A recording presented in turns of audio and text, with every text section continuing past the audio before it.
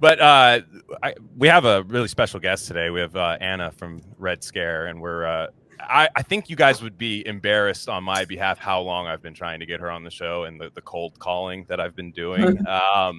But I also understand maybe why Anna might not just be checking her DMs like that, because it's probably I'm scared. there's some Lovecraftian horror in there, huh? Yeah, not even. It's so like tame and calm.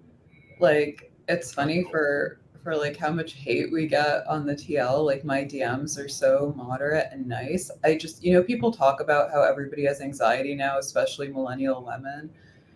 And I'm like, yeah, because we're bombarded at all times with like messages. Yeah. Oh, on yeah. on like all apps. Yeah, and I guess the DMs you can't really like perform in the way that you can do on like the timeline to be like, oh, I'm gonna get her this time, and everyone's gonna see it. So like the DMs, you probably get more sincerity, perhaps. No, people are super nice. They're always like, where'd you get like your baby's shoes from, or like what lip gloss are you wearing? Yeah. And I really do feel obligated to answer everyone, but I like dread like opening the phone in the morning because I know it's about to be some shit.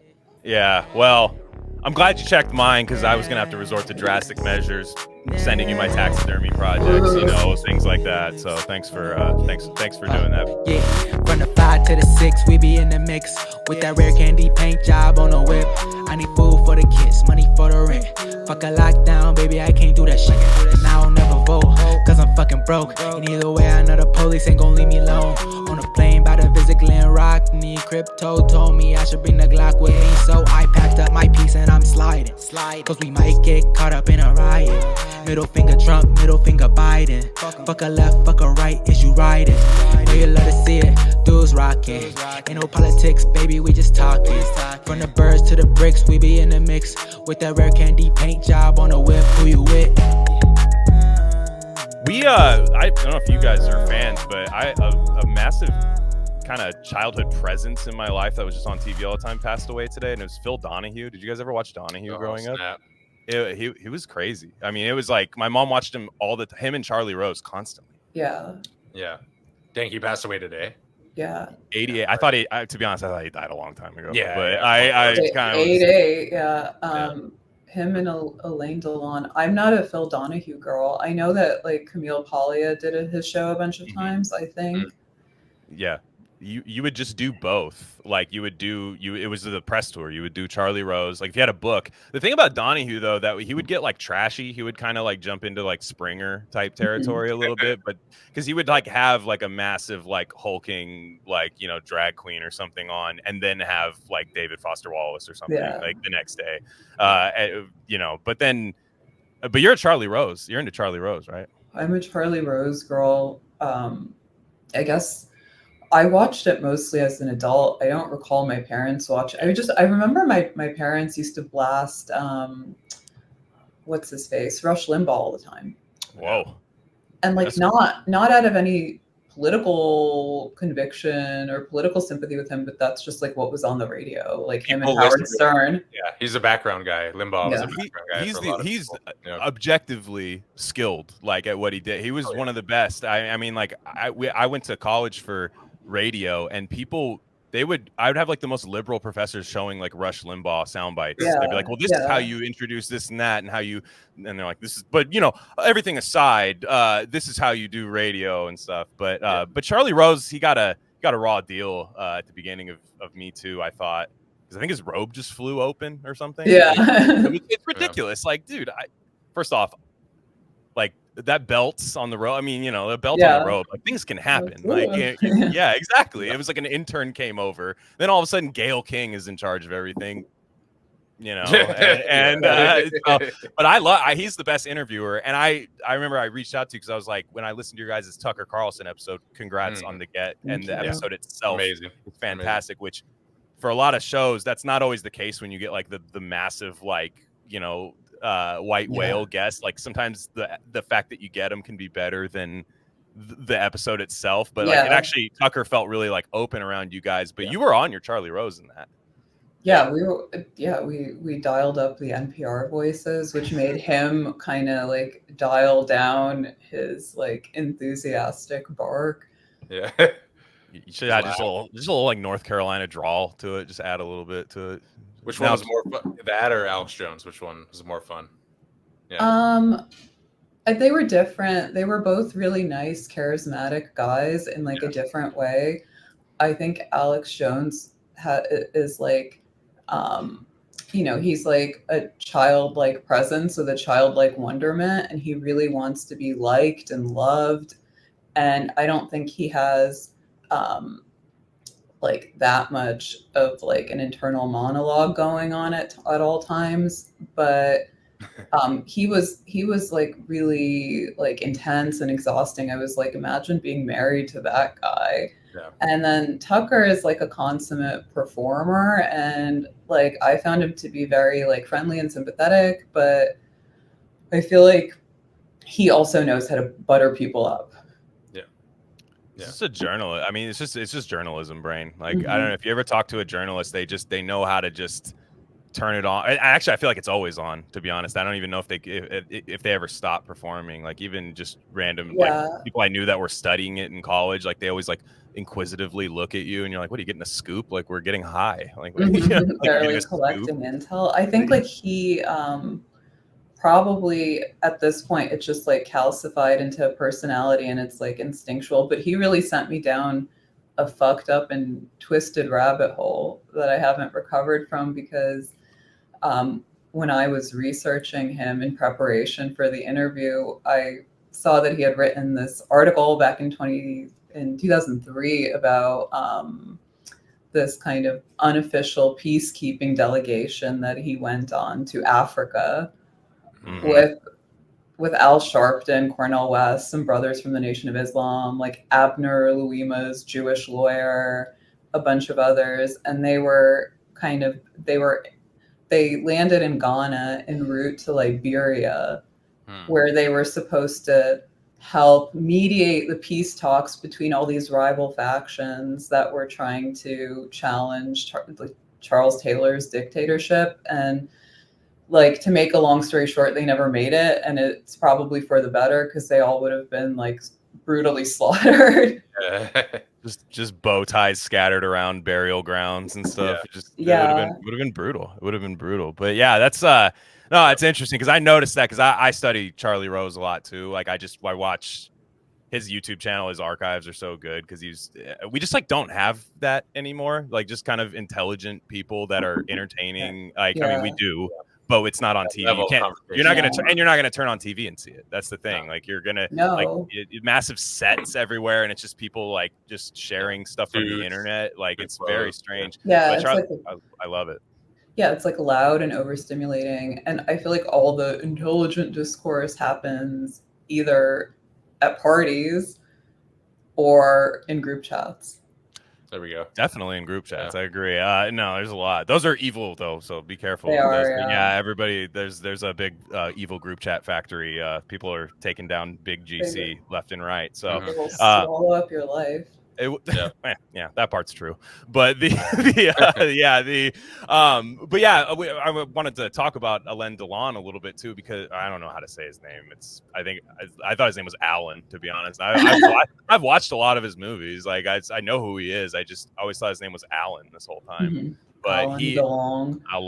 Alain Delon. I have like a reflexive trauma response when anybody says his name or when I see his name in print, because I remember like growing up. It's funny that Alain Delon is like such a big deal on right-wing Twitter, and he's like the Abbey of all the formerly Greek statue guys, because he's like a hot-based, like Handsome Thursdays male who harbored these problematic political views, because I just mainly knew him as like a guy my mom liked. Like he was really big in the Soviet Union, so like I like grew up with him in the background from an early age. That makes it sound like he was like a family friend or something, but my parents were really into him, and they were into like Jean Moreau and Jean-Louis Trintignant, and I just like hear their like vulgar Russian accents, like Alain Delon, Jean Moreau. Yeah. That is funny. But like, yeah, I didn't even notice that either. Like all those like stats you have, you guys, they do have him, and I just like he is like unsettling though for me, like because it's like like you'll watch a movie. He has a lot of movies where he has like a cut on his face, and I almost feel like that's meant to just like make him look like a human being, you know, like just let's get him like a knife fight or something, because it's unsettling to me. And I think like I feel like that's the way when like girls see like a bombshell and they have to immediately just be like, you know, like she's not ugly. I mean, she's like stupid, you know, or something. But like he's not. He's also charismatic and great. And wait, why is it unsettling to you? Is it like threatening? No, it's not even that. Like, because I feel like it's like Uncanny Valley. Yeah, it's like I don't know. It's not threatening because it's like, you know, he's dead now. Sorry, dude. But it's just like this weird like something's got to be wrong with you, man. Like, and I think it's like a weird like masculinity tick, because like you'll see like, you know, if you ever been at like a party, right, and there's a guy that comes in and literally all the girls laugh at his jokes, they're not that funny, you know, and all that, but he's clearly the guy. Every guy's got to immediately just be like, fuck's that guy's problem, like to each other, you know. And I feel like that's that way with him, but I also love him, you know. Like it's like I feel like kind of like Tom Ripley a little bit, like get a little jealous, even though he was kind of the Tom Ripley character for a while. Yeah, but in the remake they flipped it around where like the hot guy was Dickie and the mid guy was Tom. Yeah. And I almost feel like the what was it called? Purple Noon, yeah. That like I actually, this is like the remake is one of the few films that's possibly as good as, if not better than the original. I agree. But the kind of in it, like the first model was better, where like the hot guy is like the poor pretender sociopath, and like the regularly handsome guy is like the victim. It makes sense because like, well, and also the only way people are going to believe you for that long is if you look like Alain Delon.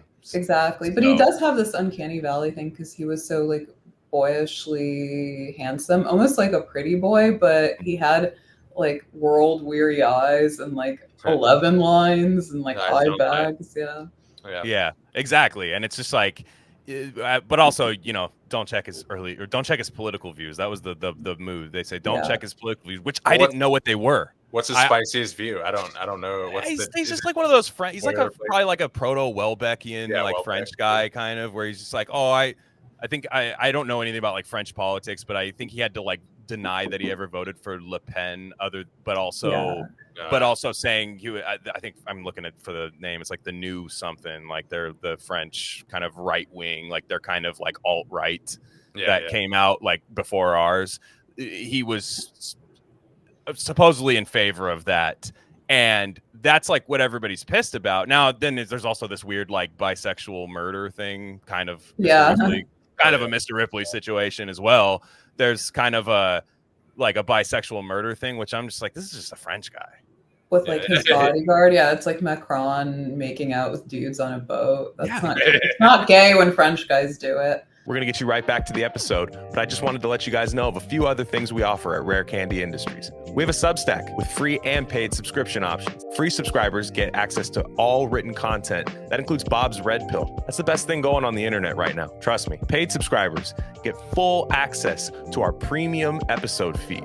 And that's just every episode we don't necessarily want to share with the general public, if you know what I'm saying. Again, that's rarecandy.substack.com. We also have merch. That link's a little long for me to say right now, but go to the description, go to our merch store, and find a shirt that's right for you. We have Rare Candy shirts, Dr. Bronner soap label shirts, Rishi mushroom shirts, all types of stuff there. Check it out. There's got to be something for you. And lastly, check us out on social media. On Instagram, we're Rare Candy Pod, but on Twitter, we're at Rare Candy Pod 1. All right, enough of that. Let's get you back into the episode.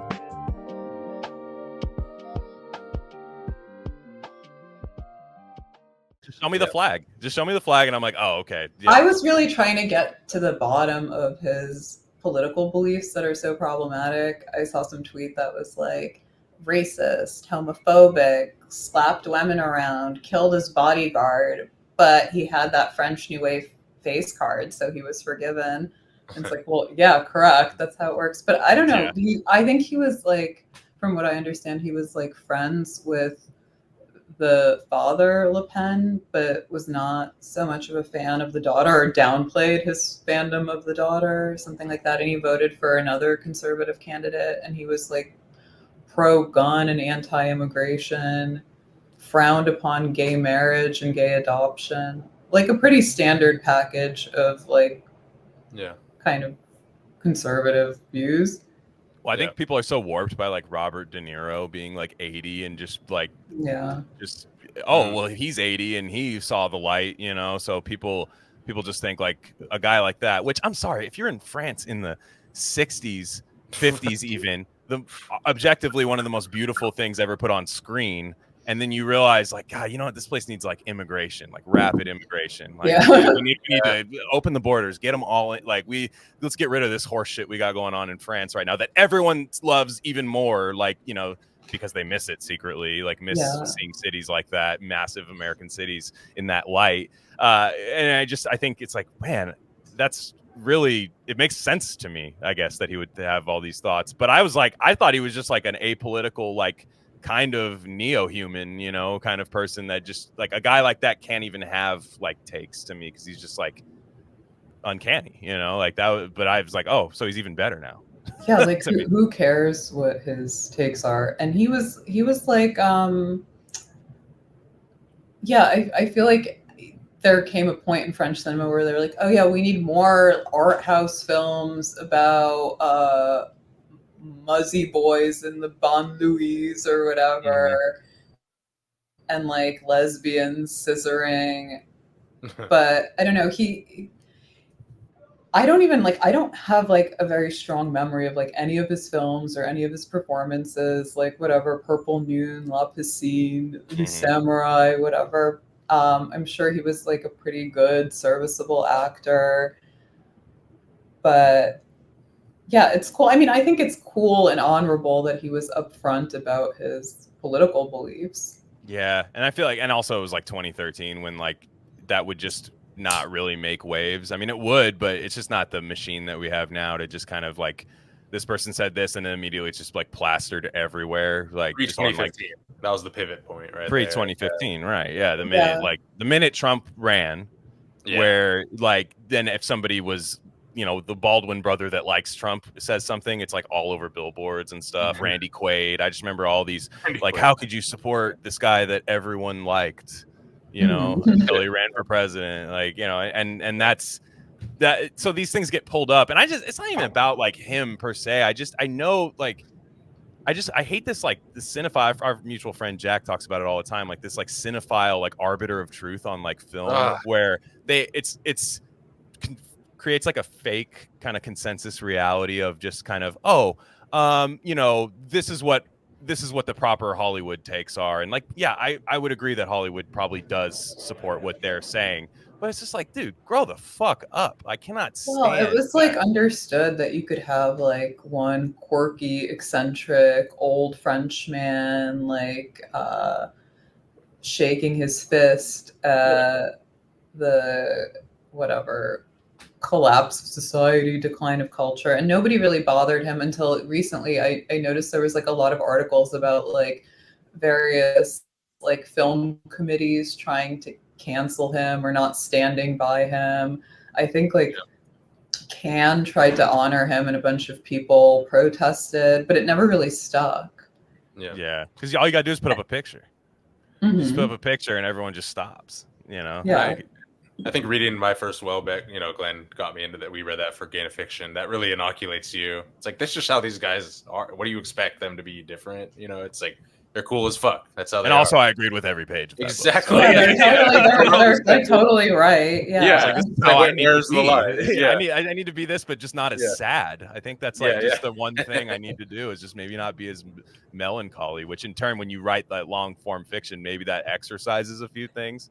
You know, like you guys talked to him. I mean, you guys had kind of a translator happening there, but like it was actually crazy because we were like podcasting from my living room, and like my baby was ambling around somewhere, and like my friend Mathieu Malouf, who's an artist, he's French Canadian. He was doing a translation. The connection was really bad, so he was like huddled in my bedroom on like an ottoman bench. It was like such a lo-fi production. But yeah, I feel like people talk about Alain Delon the way that they talk about like Brigitte Bardot or Morrissey, where it's like, you know, this cautious, mealy mouth but vaguely hostile tone where they're like, oh yeah, like I love Brigitte because she was such a sex symbol and a sex bomb, but it's disgusting. Like, let's not forget that she, for her Islamophobia. Or like with Morrissey, it's like, oh yeah, like I love the Smiths. They made me feel less awkward and alone. But he hates migrants. And I'm like, no, like their politics actually make me like them more. They endear me to them. I know, it's this weird like way to, you know, they're like at the same time simultaneously like separating the art from the artist while combining it like back and forth. And I'm always just like, no, it's all one thing, dude. You got to just grow up and enjoy it. Yeah. Like, it's really not that hard to do. And if you've been coddled through letterboxed communities for your whole life, I could imagine that this would be a tough obstacle to get over. But it's really not that hard. I mean, I read Stephen King books. Yeah. Yeah. They're probably pretty good.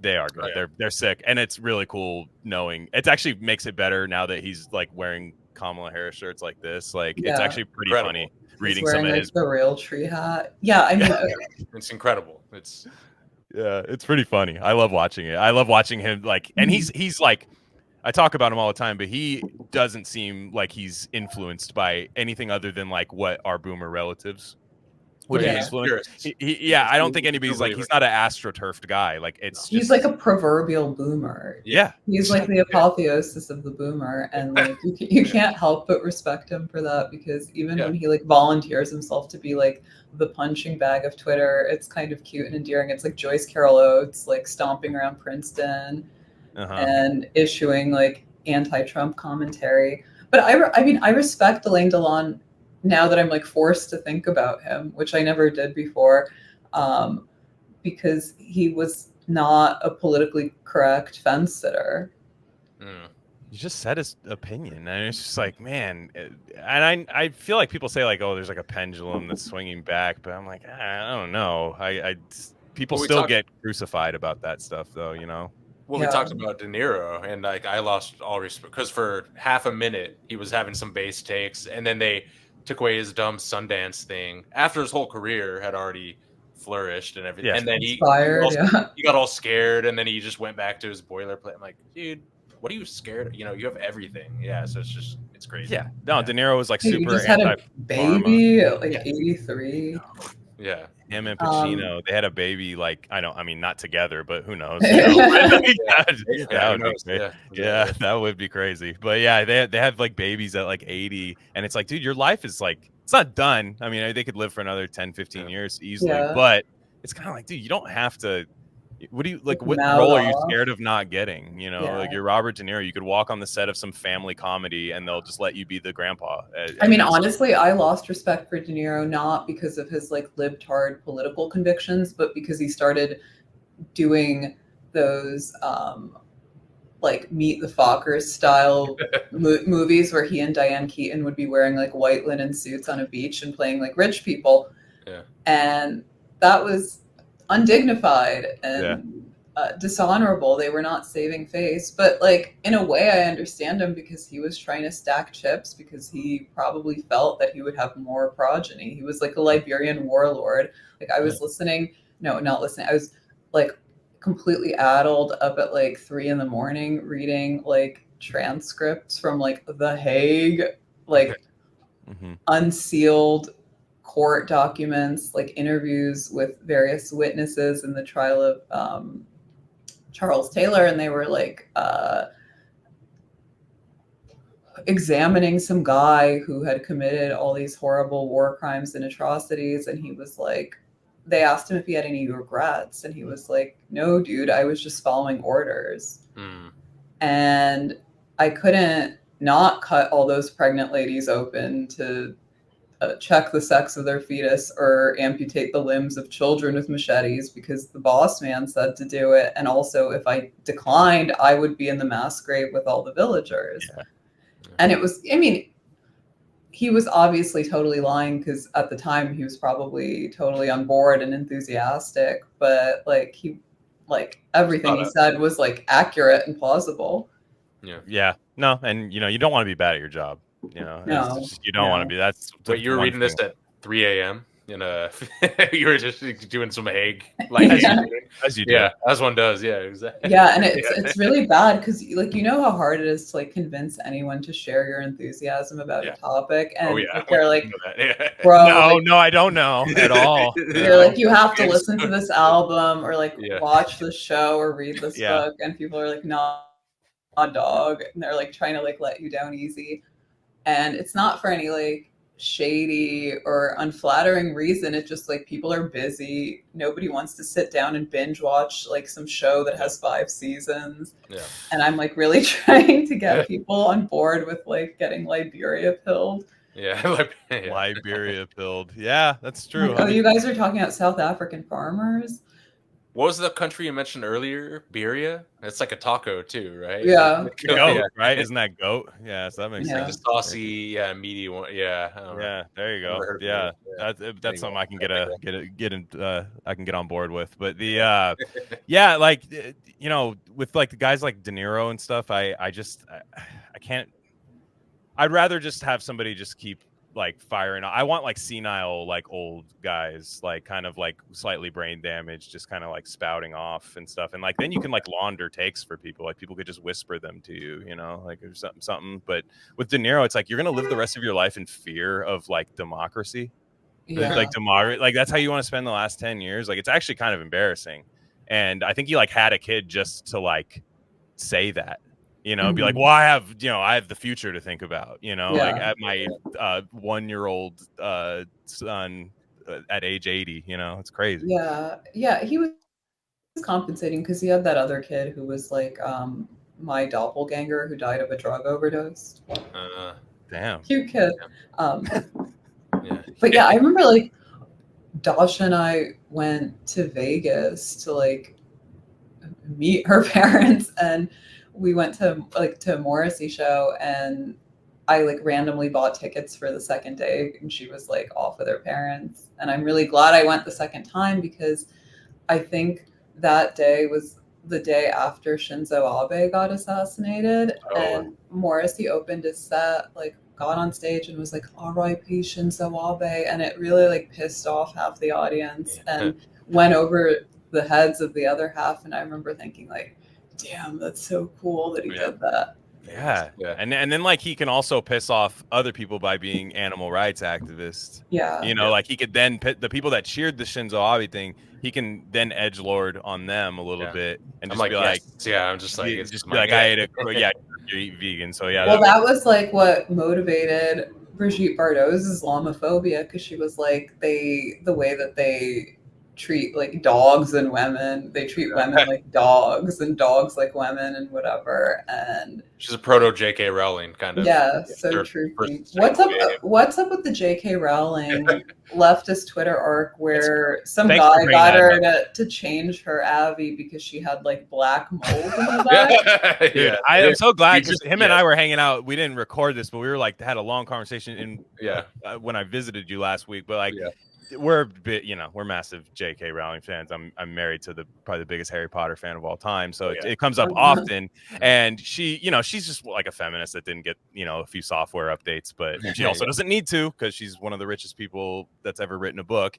And she, but yeah, she had this video or something where she was, basically saying I don't want men in women's locker rooms and stuff like that, and doing all that stuff on like whatever. I don't know what podcast she goes on. I never see anything that comes out with J.K. Rowling on it, but she's always doing a podcast. It's very strange. Yeah.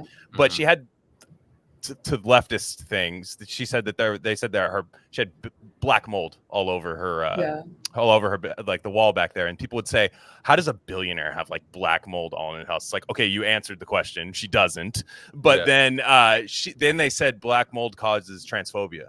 like a or it can, hallucination. it's like It's like parasitic. toxoplasmosis. Yeah. Which I remember that was a big like Reddit thing back in the day. It was like people like freaking out about like the mold changing their like, you know, speaking patterns and like thinking, and it's just like, dude, she doesn't have mold in her house. Like she can just buy they were producing all these images of, and people were like, no, that's like a wallpaper design or whatever. And I was like really like zooming into the background of her blurry ass Abby. And then she posted another, like she uploaded a different Abby and there was even more black mold. It would be funny if it was black. It'd just be funny if there legit was black mold and she's just living in a destitute it's house. Like horseshoe theory. Black mold gives you transphobia and also makes you trans. It just be like all these people living in like Bushwick, like punk squat lofts. Black mold. Well, it's like I like what Glenn's. It's just a bonus for all like loving Harry Potter and also having her with this arc. It's like what you said. It's so great. It's like an endless little treat, you know. With this thing just keeps going with J.K. Rowling. People are crazy about her. People find ways to like etch her name off of like the nice hardcovers. Like they find a way to etch it off of and stuff. And I just think she's funny because I just love the idea that she can just be like probably just a couple glasses of sherry. That's what she drinks like at night and just fire off a little like and she quote tweets too. She's nasty about it. She'll quote tweet like some AGP and just like let it fly. And I just again, she doesn't like she's like still like Ukraine pilled and all these other things. Like, she's not even like really that big. Like Steve Saylor, This is like her. She's like a single issue voter, and her issue is like being transphobic, which is also cool and respect. But this is a very British feminist thing. They have that. They're always getting accused of being TERFs or whatever. It's like Mary Harrington, Louise Perry. They're not down with the X-Men in women's bathrooms. And I think it's been happening longer over there too. I think like I always feel like for some reason the first time I ever even like heard of that happening was like a British report or something like on the BBC, like where it's probably just something she's dealt with like forever. And she's just, I mean, her thought process is coherent. She's just like, I'm a feminist. Like, what the fuck, you know? Like, and it operates according to an internal logic. Also, there was that lady on Twitter who's like handles like Swamp Hag or something repulsive like that, who had like a Harry Potter like tattoo sleeve. She had it like blacked out. That's right. And I was like, you couldn't pay to get it lasered off. Gotta cover it. Or like put an abortion tattoo over it. Turn it into Percy Jackson or something.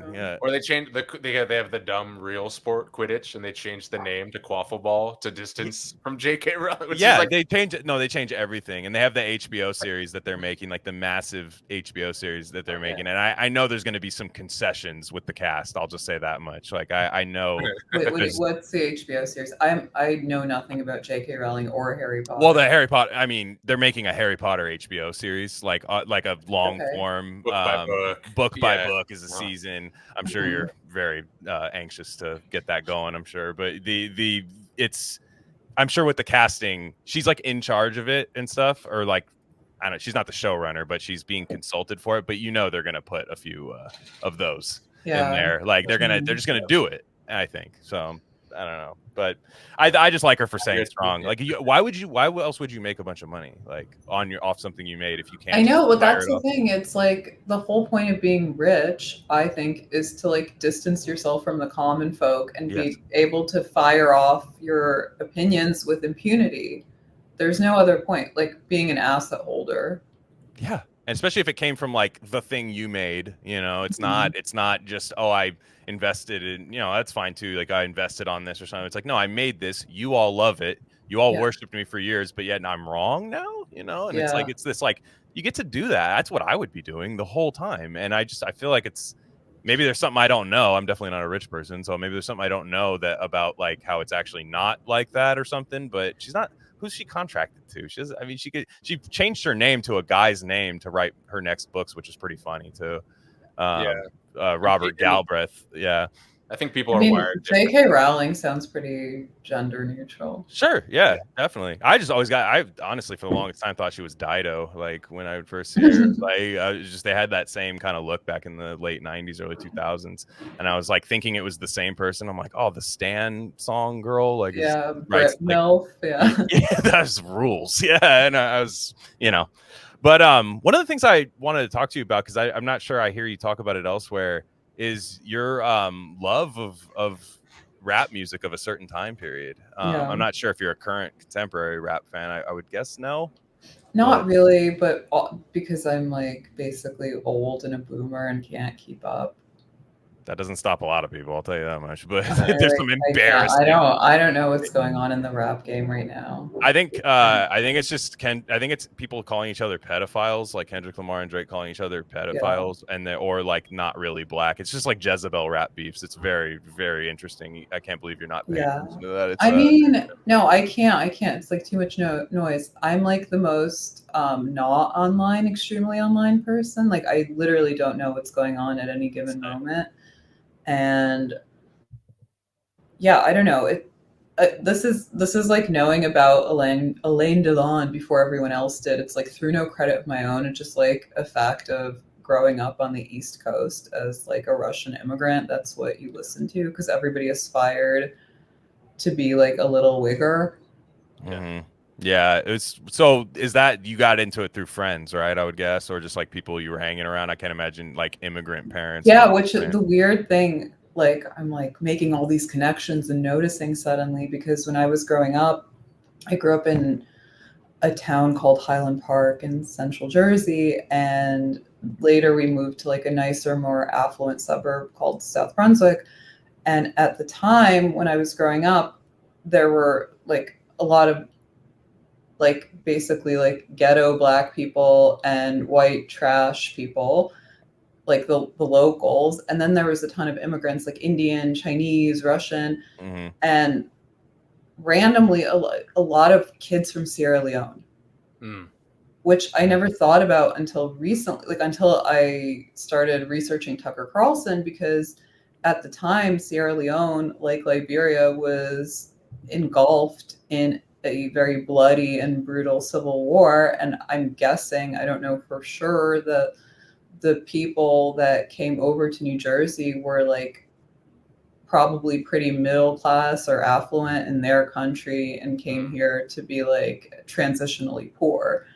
And so everybody listened to rap. I feel like if I had moved to the West Coast, I would have been a grunge girl. We had a pretty we got into rap. It's just different. It's we liked a lot of the East Coast stuff, but I didn't like relate to it as much. I liked it more from like a musical aspect because him and I were like really into like the sampling stuff. I love that, and that was mostly what it was based on. I mean, both sides did it, but like our first. I mean, he's a Jersey guy, but I remember the first like rapper him and I like really like got like super autistically like locked into was Redman, like old Redman albums, and he was funny. It was so God, I love him so much because it was like this just like homeless guy on a train style cadence, but he was like really calculated, and he would actually like do like every album would be like kind of like a fun like persona and like art project and stuff, and everything sounded gross, and that's how I pictured New Jersey was just being muddy and like gross. Every album referenced cerebral palsy. He loved talking about cerebral palsy. And he had like a little duo with Method Man, which was very cute and endearing. Blackout album is so sick. And How High. I mean, I loved all of that stuff. I got like really into because I my parents would just leave like leave me home and stuff, and I would just watch like BET all day as like I loved BET. Like I loved Tig. I love all of that, like all of those guys, like Rap City, and then like they would show like the R&B videos at night and stuff, and like those were interesting to a developing young man and stuff. A little white child, Well, it really rewired your brain. I really thought black people had sex with like strawberries and ice cubes for like the longest time, and like they did. I mean, remember when Funkmaster Flex had the like Midnight Confessions or whatever it was called on Hot 97, and people would call up, like obviously trolling. It feels like the Love Line episodes that we do, where people are like Yeah. hey, I'm like thinking of having sex with my cousin, or I'm a priest. Can you give me some advice? I'm gay, but my family's Muslim. What do I do? Yeah. And Yeah. I like have this vivid memory of this girl calling up and being like, okay, so it was like R. Kelly trapped in the closet, like multiple nesting doll tears of like insane scandalous drama. And this girl was like, so I'm fucking my cousin. They're like, okay, that's weird. Ghetto incest, weird. Yeah. And then she's like, well, he also has Down syndrome, but he can really lay the pipe because he has that retard strength. Yeah, that unfortunately that is fake, but yeah, that's that. I mean, I don't know. I just feel like. But to me, I was like 10 years old. It wasn't like I bought it hook, line, and sinker. Like, yeah. No, then that's who it's for, right? It's for like the young person who shouldn't be listening, like or is. My dad had like Adam Carolla Love Line on, and like my parents, like I grew up in like a duplex and like with just like the like not great insulation, so like I would hear the entire radio that like my dad would be listening to in his bedroom, and it would be the funniest stuff ever. And I remember like my dad would be like saying something, and I would like bring up a story, and he's like, how did you know that? And it was just so taboo.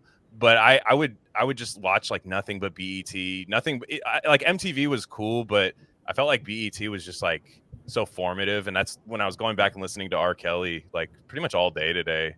I was just like, but man, that was like the golden age of like Black culture in America, because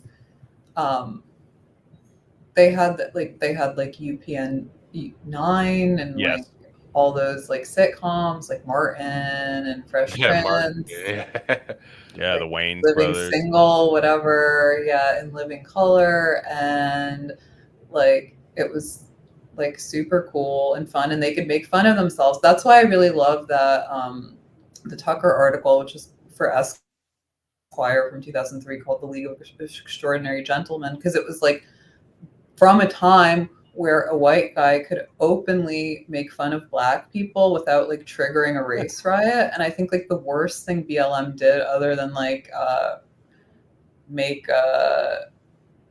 gun murders and traffic fatalities among Black people go up to the tune of 40%, as Steve Saylor discovered, was it made Black people uncool.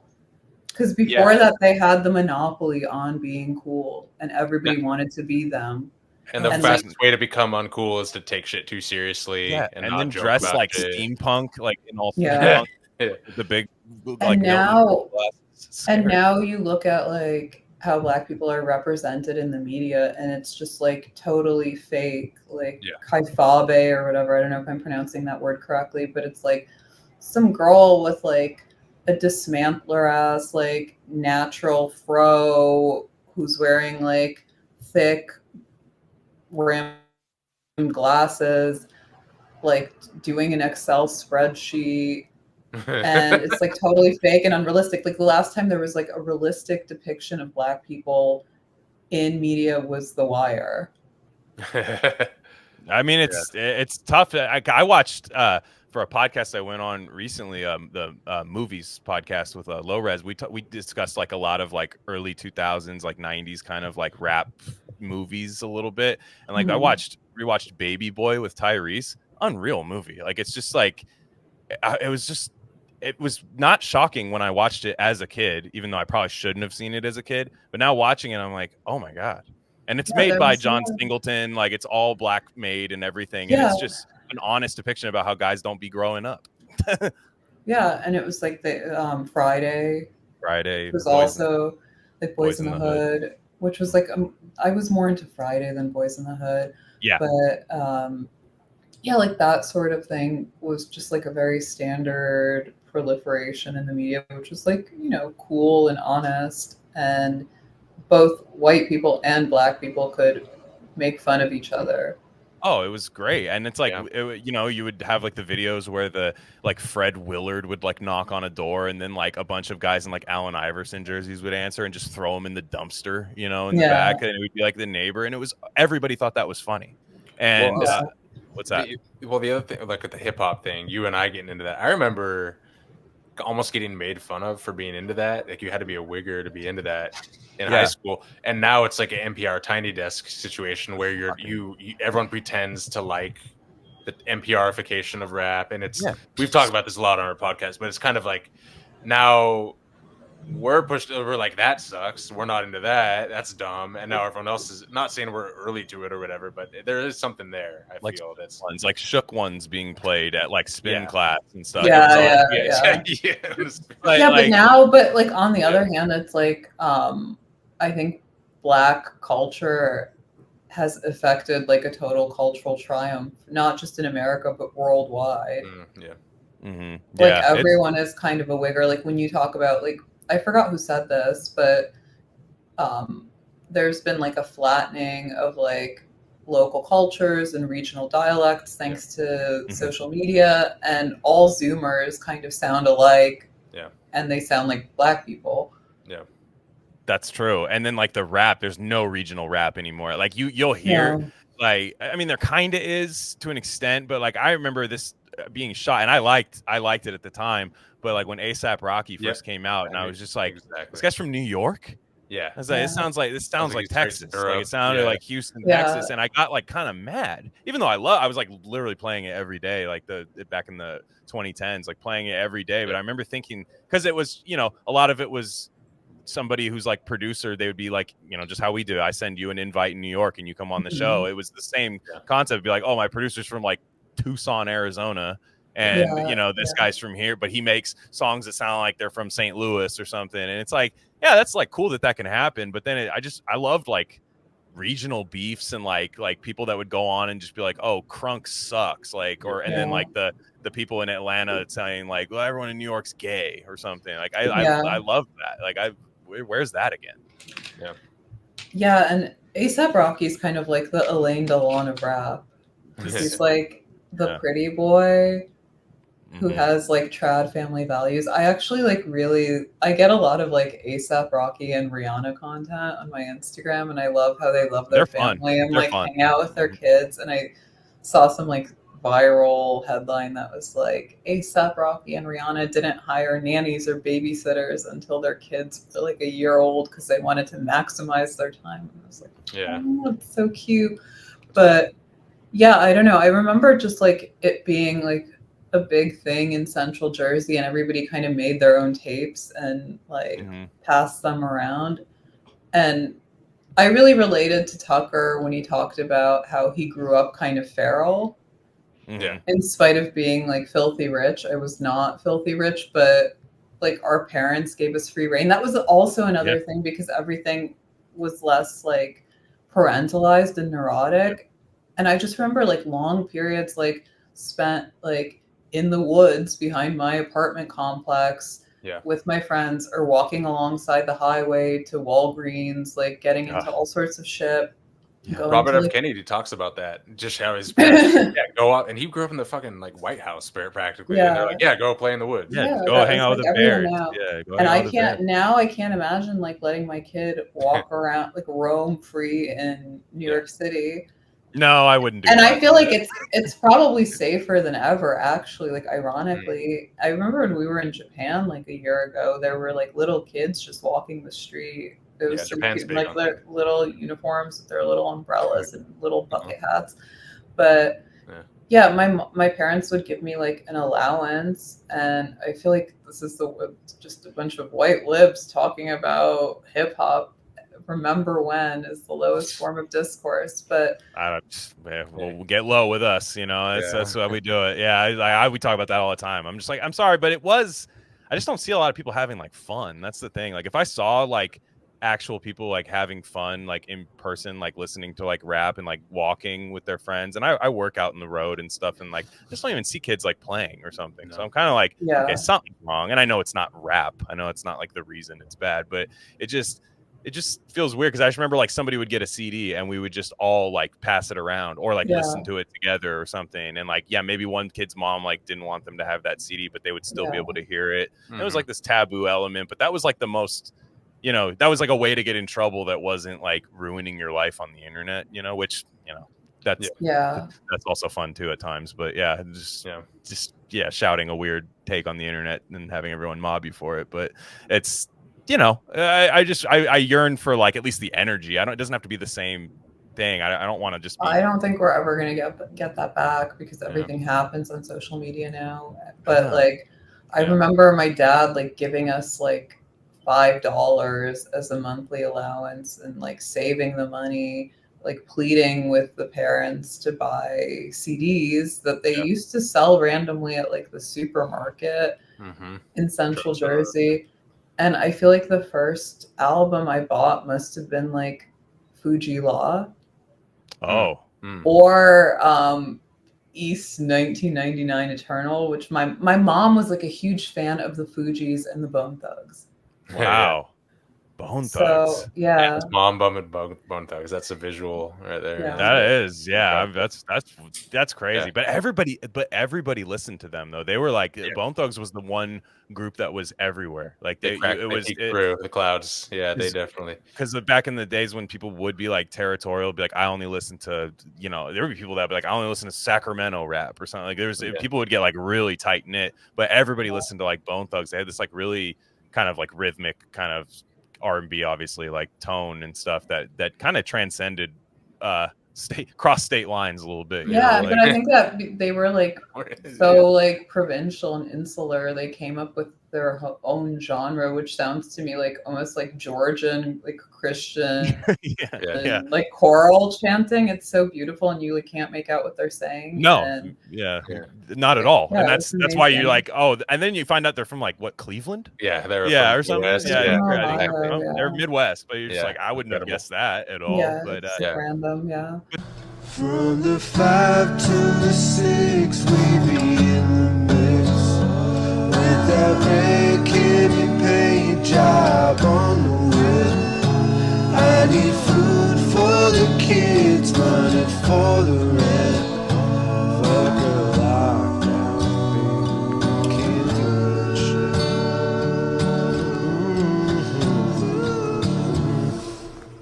Tell me about your love for R. Kelly. That's I mean, I like him a lot, but you don't hear a lot of people champion. Well, black people still love R. Kelly, but like you don't really hear a lot of people talking about R. Kelly these days in positive light. No, and like I really loved R. Kelly from the first time I heard him, and I like that he always had like a flair for drama and storytelling. Like if you go on his Wikipedia, I was like frantically like going down his Wikipedia today, and he has all these like tall tales about how his first girlfriend when he was 8 years old fell into a creek and drowned, and that like was a powerful lesson on how tragic love is, and how various female relatives and like one male relative molested him as a child. He had some story about how he was like shot and his mother claimed it was like a self-inflicted gunshot wound because he was trying to commit suicide. Damn. And I don't know if it's like escapism or some innate thing about his personality, but like I always love how like he couples music with visuals. Like he had a very strong artistic sense for like the total package. Yeah. And what's that German word? Gesamtkunstwerk. It's like the total like art product. Yeah, he had it's a weird sound that like, you'd hear people get into like Jodeci. I had a cousin who was like really into Jodeci, and he was like a guy in the 90s. And Jagged Edge, but they were more like, almost like a barbershop quartet kind of like group. Blackstreet, like they had that, but like R. Kelly is like ghetto as hell, and like he doesn't like make metaphors. He just says like, I'm gonna like cover you in honey, and like he says it, and you can tell he like writes so much. I was surprised, but also not surprised that he actually wrote all of like Trapped in the Closet. Like that's like that is like a long form of writing, and there's so much going on in it. And he just sat down and just wrote that. And you couldn't help him. Like, who could actually help him with that? Like, I like how he rhymes Bridget with midget. He really sets it up that like the police officer character played by the lovely and beautiful Michael K. Williams, rest in peace. I know. Yeah. Has like a fat white wife, which is really on point. and she's like fucking a midget. I know. And isn't she pregnant by the midget? Mm-hmm. Yeah, pregnant by the midget who's trapped in a cabinet, not the closet. Yeah. I love He's that. like, yeah. I love that part. He's like, yeah, and I just love like just the weird like to be original style like dialect, or he's just saying like yeah, or he's just like I shitted on myself and stuff. Like imagine saying that in an R&B song. Like nobody would say that ever. Yeah. I just I again, when it came out, I watched it in serialized form on MTV because they actually dropped it in serialized form. I got so excited. My mom, because I loved him from Space Jam. That was why I and I didn't even really like that song anymore. It's kind of stupid and it's like not him. But then I got into his other stuff, and then when Chocolate Factory came out amid sexual assault allegations, to drop an album called like Chocolate Factory that's like hypersexual is pretty awesome. And the cover is like him surrounded by like nude oiled up black bodies. Cookie is my favorite R. Kelly song. It's great. It's a great song. Because it's so like ghetto and dirty. And my other favorite R. Kelly song is Be Careful with Sparkle, who's a beautiful and talented R&B singer who never really became famous, and she later denounced him for all of his crimes against women. But that song, like you could write an entire like extremely gay libtarded academic paper on like depictions of Black Americans in the inner city, and like the video, that part in the song where it emerges that her son is not his, but he's raising him like his own. Mm-hmm. Yeah, no, he had it, man. And like I had it, I had some friends like growing up, like when I got into like radio and started like going to college downtown and stuff, and you'd meet like a bunch of like random Black people, and he was always like #1 R&B for them. And I never, growing up, like it didn't really like translate to white people besides I Could Believe I Could Fly. Like it did, like a lot of. Who else could do that? Like who else could write like ghetto epics and family-friendly ballads at the same time? And I Believe I Can Fly was probably my least favorite R. Kelly song growing up, because it was so big and famous and like totally cringe and like inspirational. But I listen to it all the time now because it's such a beautiful ballad. Nobody can write a ballad like that. He's like totally my Lana Del Rey. When people talk about Lana Del Rey, who I love, by the way, I zone out because I'm like, well, we have R. Kelly. Yeah, how could you have missed R. Kelly this whole time? I mean, he's his name is Robert Sylvester Kelly, and I love that he's Sylvester's the character in Trapped in the Closet. The names in Trapped in the Closet are unbelievable. It's, Rufus and Chuck, the and then the one that starts with a G. It's like from like Brothers. Gone with the Wind or something. It's like she has like a name. I can't remember. Gwendolyn. I was like, there's a girl named Gwendolyn in all of this, and she's the crusty wig hoe, I believe, in the song. No, that's Catherine / Mary. Gwendolyn is his wifey. Oh, okay, that's right. Yeah, that's right. Because there is the crusty wig hoe, and she's referenced as such like maybe like 7 or 8 times throughout the thing. It's really good, and there was I was looking up like the reviews, and it was a lot of like Chuck Klosterman, a lot of like New York Times people that were kind of ironically calling it like this Shakespearean epic or this Homer, and I'm like, no, listening again, I'm like, no, it kind of is unironically that. Like it was. It's like Lynchian. It's like Mulholland Drive. It is like Lynchian. It is. I thought about like him or like Lynch. Polanski would actually work too, like a Tenet style, like Trapped in the Closet. Like it would work. It would work, especially with him and Polanski. That would be kind of a crazy duo. But yeah, it is Lynchian. I was noticing that too. I was like, this is like psychedelic. What's happening? And yeah, he just after a while like. He just kept pushing. Like people were just like, "Hey, you're a pedophile," and he's like, "Yeah, I have a new album. So what?" And he would just. One of my biggest resentments about what happened to R. Kelly, even though he did a lot of bad shit and was probably like rightfully incarcerated, is that I'm never going to see him live. I'm so sore about that. And there was that video that was going around of him like singing in prison. Oh, that one. And didn't he get stabbed in prison too? I don't know. I should probably not ever say this, but I was like, I want to write a letter to R. Kelly in prison, like not in a horny parasocial way, just to tell him that I appreciate his music and his artistry. Yeah. And like the other guy that I really want to write a letter to is Derek Chauvin, who was unfairly convicted Jeez. of the murder of George Floyd. You could just get 2 letters, walk to the mailbox, and Yeah. slide them right in. Blue like, bail. Oh yeah, the blue. like a Yeah. Elvis song or something. Yeah, Yeah. but the what's his R. Kelly, he had that one part where there was somebody took like a Instagram video, and it was like one of his last few years of being a free man, where he's like, "Do you have your shots? Do you have your passport? Would you like to come with Robert to America?" And he kept like pointing at all the girls, and like there were just girls losing their mind. And I mean, because it's not too far fetched either, because you see like Chris Brown, who I don't like at all. Like I don't like Chris Brown, but he like he really just, I don't know. He has like that really like almost like I don't know. It's not fun. His like degeneracy is not like fun for me to see. But he'll charge. There are women that pay $1,100 to get their ass grabbed by him in a picture. Yeah, no, Chris Brown always rubs me the wrong way, even though I do be playing his music sometimes. He's got some hits. He's got some hits. He's got some hits. He's got that churro dick that the ladies love.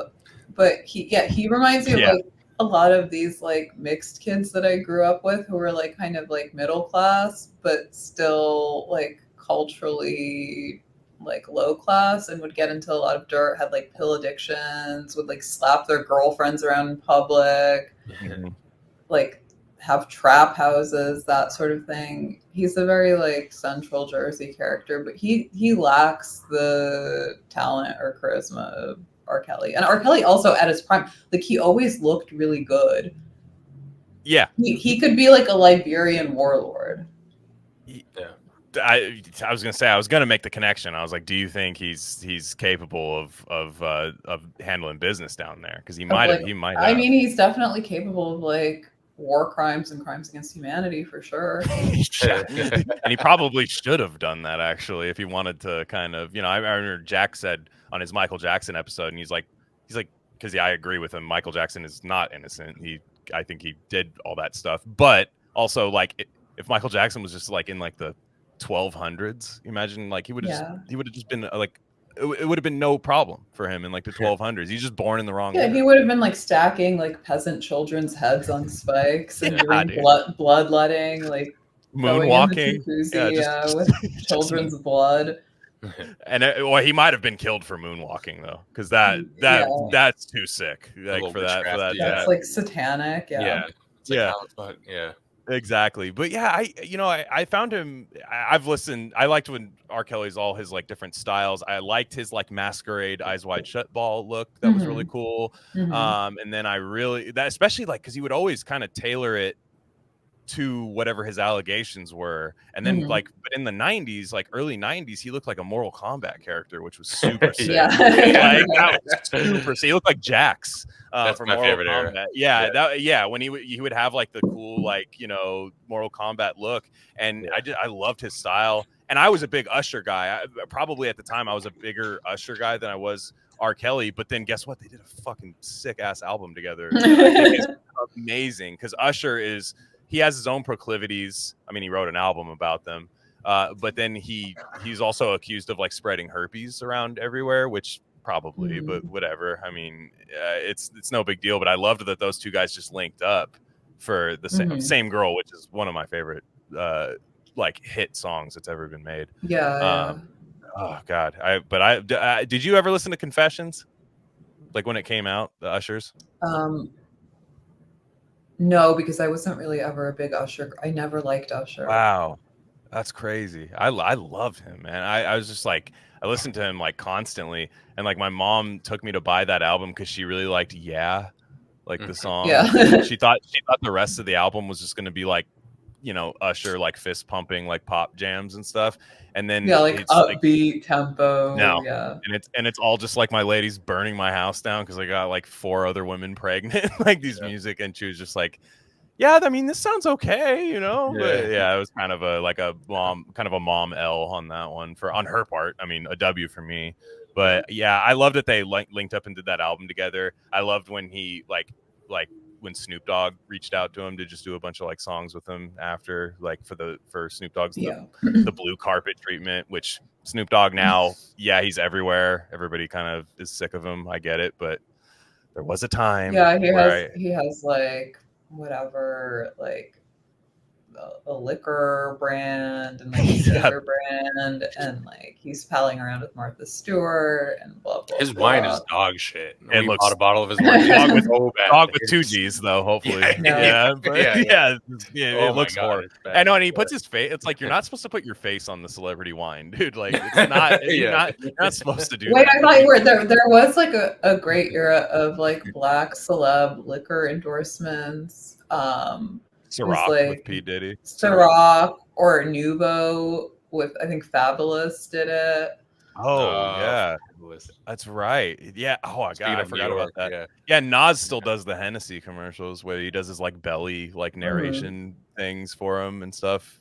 But yeah, Nas is actually so gay and cringe, but I love him. And like, I have a theory also that like the second album in rap is better than the first album because everybody is really into Illmatic, and I'm an It Was Written girl. Yeah, and I think let's go. Same That's the page. best. That's and my everybody best was really all about 36 Chambers, and I'm a Wu-Tang Forever girl. Yes. Okay. I think you're right there. I think you're right, and you're definitely right about It Was Written. It Was Written is way better. Illmatic is just like such a like, whoa, he's like 17. He's 17. This is crazy, and he's like hungry, but It Was Written is more polished and like it's perfection, and it's cinematic. It's like a Scorsese film. It's like really cool. Yeah, and he got like Frank Vincent to be in the Street Dreams video, which was amazing. Such a great video when he was Sam But Rothstein.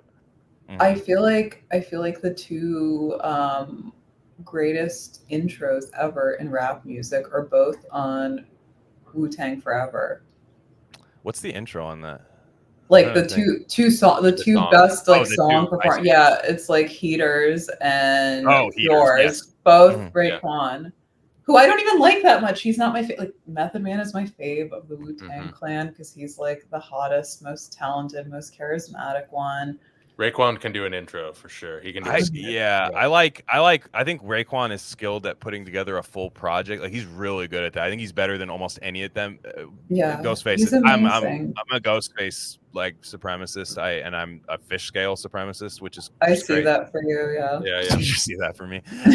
But so what's your favorite Wu-Tang solo joint then? I mean, is it Tikal? People always ask me this. I mean, probably like Supreme Clientele, but I don't really care about the solo joints. I'm into Wu-Tang Forever. Like Wu-Tang Forever is the album that I play like at like the Spotify end of the year list. It's like wow, Morrissey, R. Kelly, Wu-Tang Forever.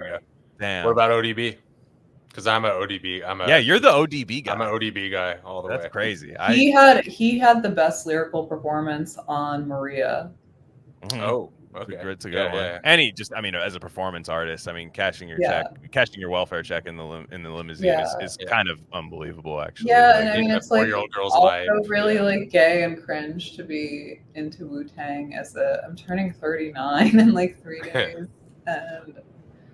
No, that's perfect. I think that's actually, that's. I don't know. Middle class female wigger.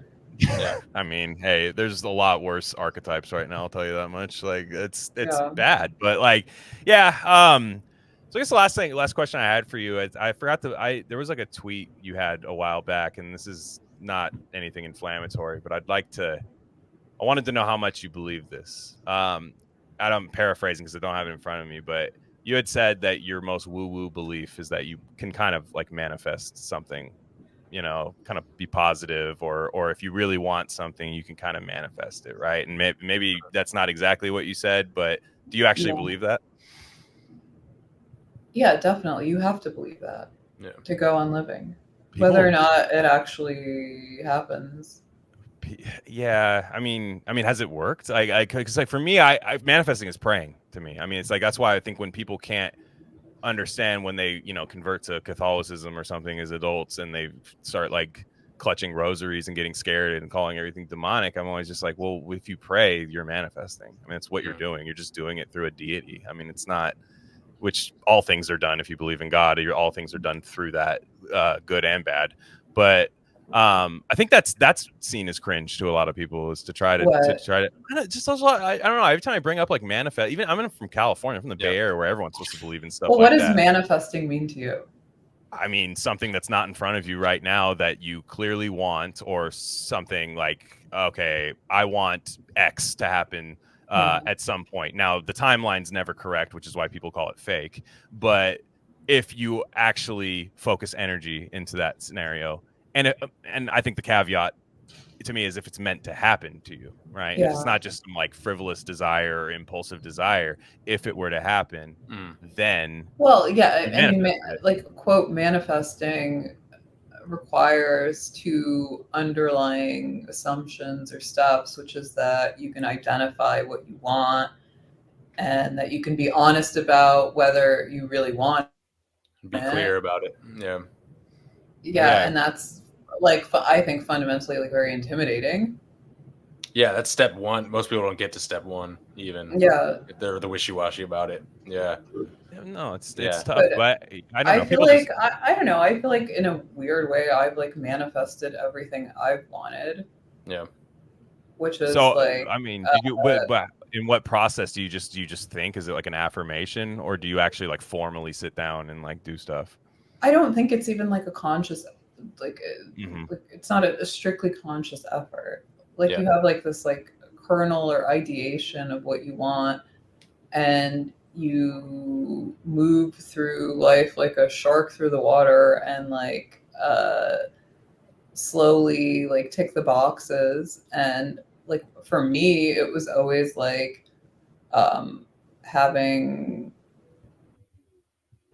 offspring and financial security, which was not a given. You have an energy too that's very, you kind of let life happen, and you're not like a hustle and grind type person. You're kind of like, let's see how this happens. And I think that's actually key to success, where someone's like, you're not a tryhard. The tryhards can't manifest shit, I've noticed. No, I was recently thinking about like buying a house, because that's something that I want to do and that I hope to manifest in the future. And I spoke to two guys who are like friends of mine, and like they gave me some advice that really stuck with me. Like one of them said, you can't be overly invested.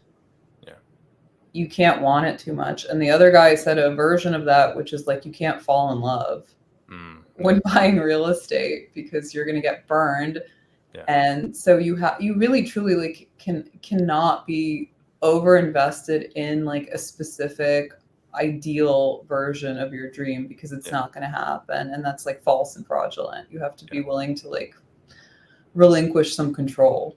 Toughest part, like, because you want to, I don't know, I always try to be like, oh, don't get mad at what you can't control, but it's like, yeah, but you can control a lot of stuff, and you can like fuck yourself, which sucks. And that's like always, I have that like Howard, it's not even Howard Rourke, like the Fountainhead, there's this Howard Rourke's best quality about himself is he's a guy that doesn't give a shit. He doesn't care, and he doesn't listen to anybody's critique of him. He reads it, but it just goes over his head. But everybody thinks they're that, but they want to control what's said. They want to control the reaction to them. They want to control all of these things. And I've, sadly, I try to, within my own life, try to do things like that, where I just like, there's so many times where the minute I kind of just turn away from something, it starts kind of like coming to fruition, fomenting. It goes from being like 90% downloaded to 100% downloaded. I was reading today that R. Kelly's lawyers have filed an appeal to like re-examine his case and drop down his sentence.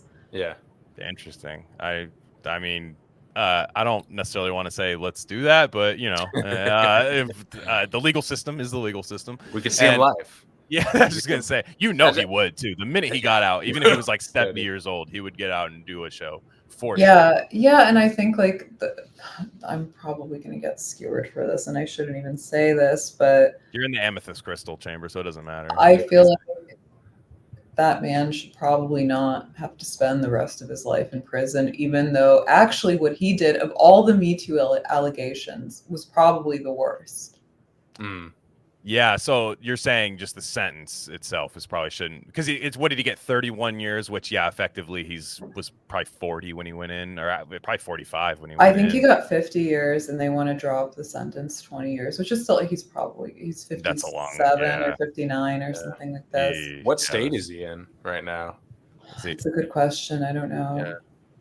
Yeah, let's make that. They should let him do like a work he can go and tour, but then go back to I don't even care if he gets out of prison. Just like, let him do like a stadium tour and then put him back in the pen. Well, and there's this thing, and Glenn and I talk about it, where it's just everyone's whole thing is focusing on those crimes now and just being super watchdoggy, and it's just also it's fucking R. Kelly. It's not defending it, but it's like, come on, I don't know. It's like, dude, like none of us, it's just weird. I don't know. Yeah, you can't say it without getting skewered about it, but it's like, it's fucking R. Kelly, dude. Who cares?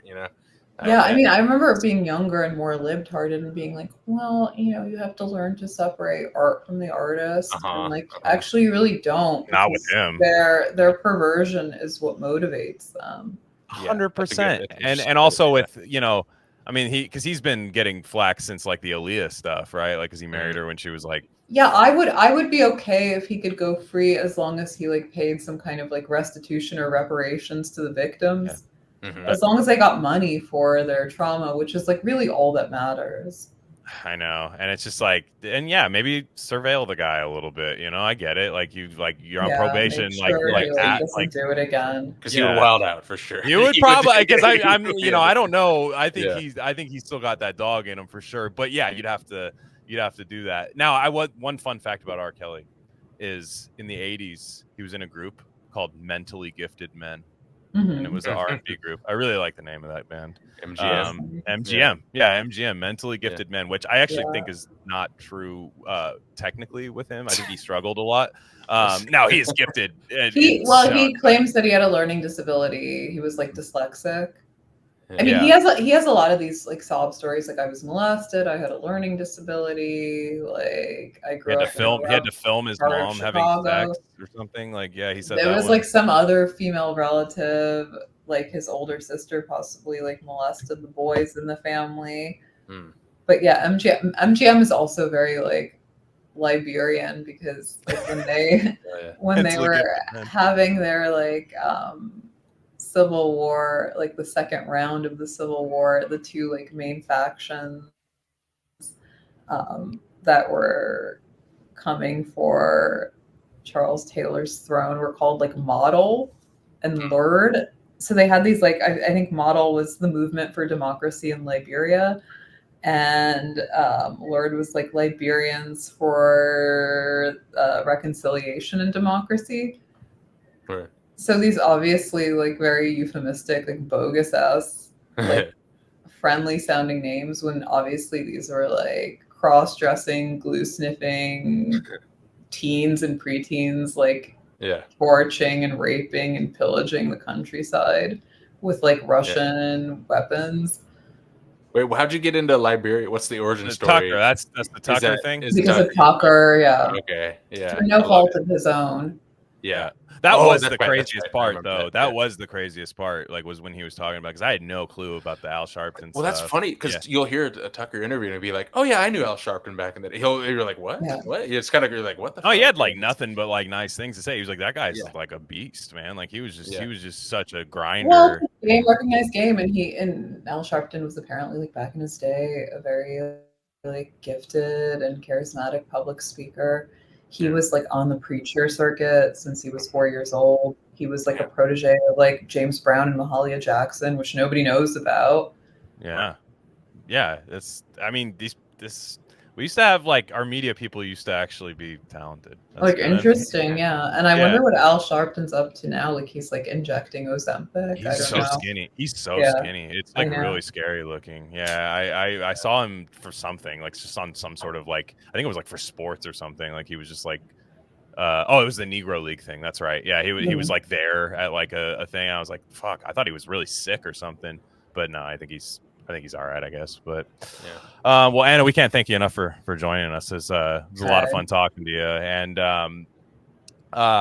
as far as for our program, we've got Gain of Fiction coming up later this week. That's Thomas Pynchon's V, which involves a lot of African conquest and scary women getting murdered and slaves getting beaten up. So that's coming up later this week. And yeah, we got a Substack, rarecandy.substack.com. That's where our premium feed is, and all of Psi's written articles, like your one on Gobekli Tepe. We need another red pill, Psi. Yeah, it's and coming. And Psi, we're And glad you're back, and we're glad you're back too. Yeah. We gotta get Where to were you. you?